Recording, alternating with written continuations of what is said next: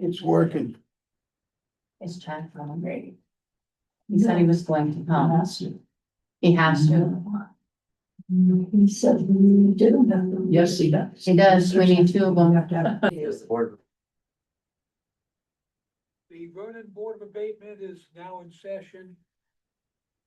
If we could have the witness or applicant raise your right hand. Under the pains and penalties of perjury, do you solemnly swear the evidence you give in this cause under consideration shall be the whole truth and nothing but the truth? I do. Okay, thank you. And board members, raise your right hand.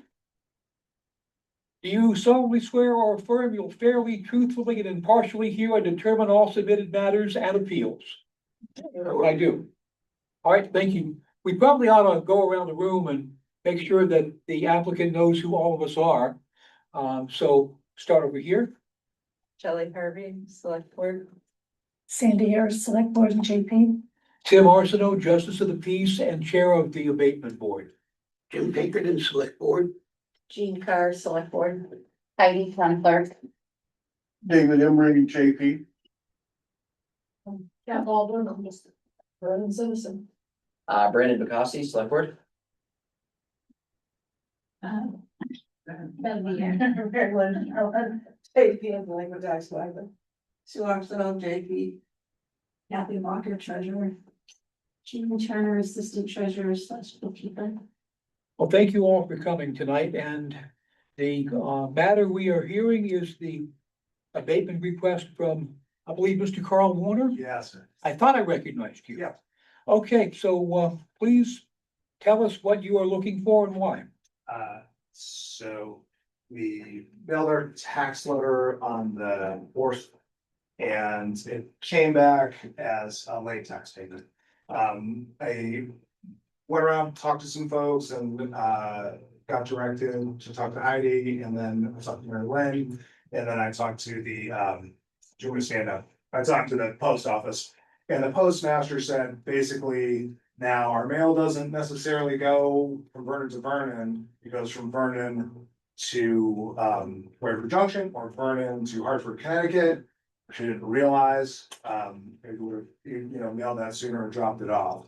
But it was mailed on the fourth and it came back late. It didn't get postmarked until the 9th.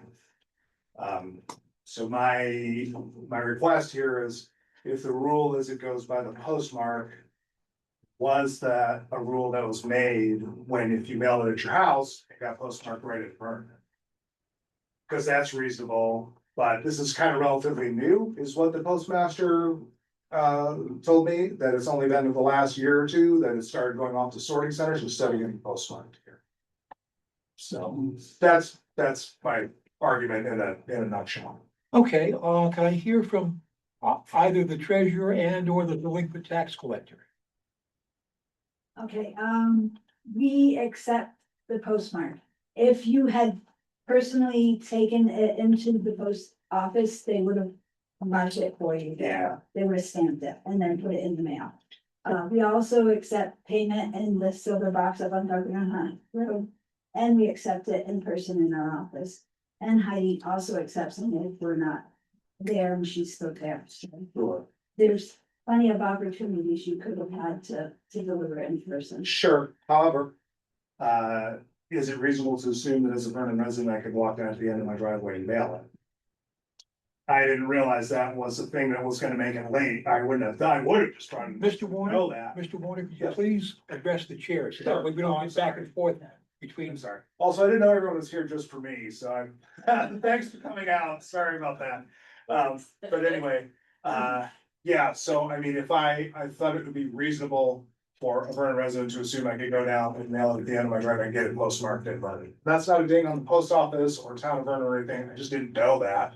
And I didn't know that we're now not processing it in town. We're sending it to a sorting center.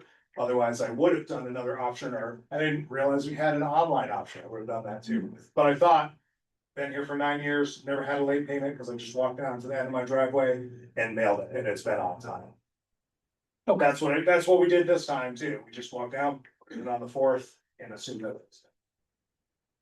Any board members have questions for either Yeah, I'm just curious, what can we legally abate for? Is there, What's that? what can we legally abate for? Is it? Here's a list of what we can abate under 24 VSA subsection 1535. Taxes or charges of persons who died insolvent, moved out of state, or are unable to pay their taxes or charges, interest, and collection fees. Taxes where there's a manifest error or mistake of the listers. Taxes or charges upon real or personal property lost or destroyed during the tax year.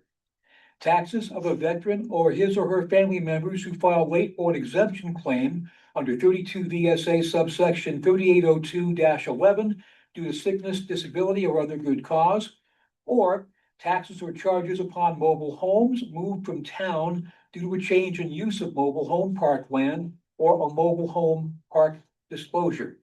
The law also allows for abatement of the penalty associated with a homestead declaration.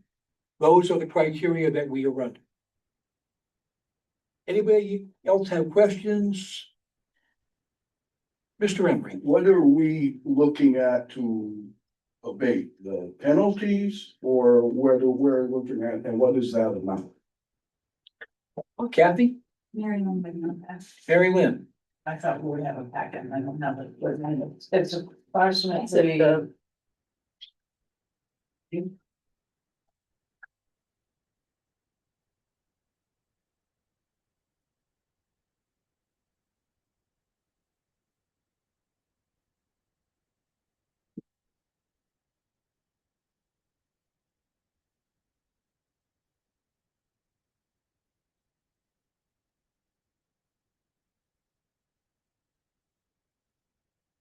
Approximately $14 and some change.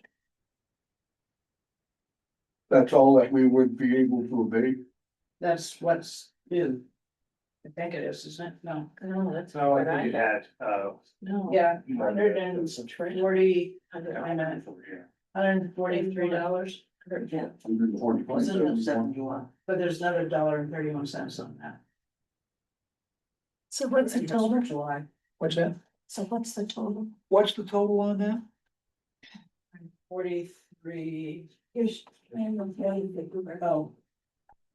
No, I gotta add July interest and can't do that one. 143. 1%, Marion. Another, it's 142.71 was June and then plus $1.31. I don't have a pen. Wouldn't that have to be at the end of July though? No, that's at the beginning of June. 14402. 144.02. All right. Thank you.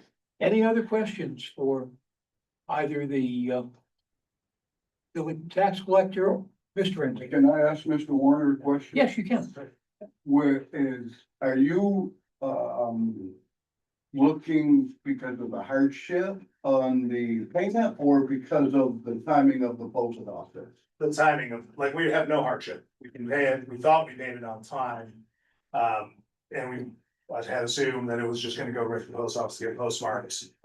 So we don't have a hardship paying it at all. Okay. Yeah.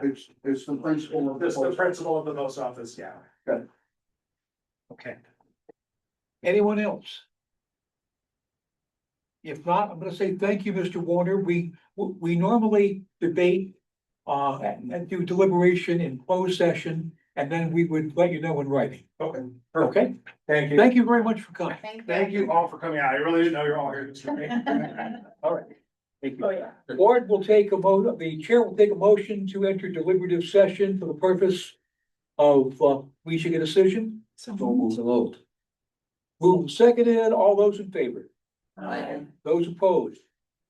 We're going into deliberative session. Hold on. We are back in public session. We have exited deliberative session. And so now the applicant will be notified of our decision in writing.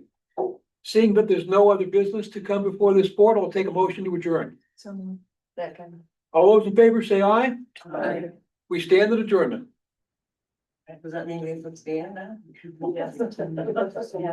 Thank you all for coming. And you guys are. Well, that's true. Everybody goes around yourself.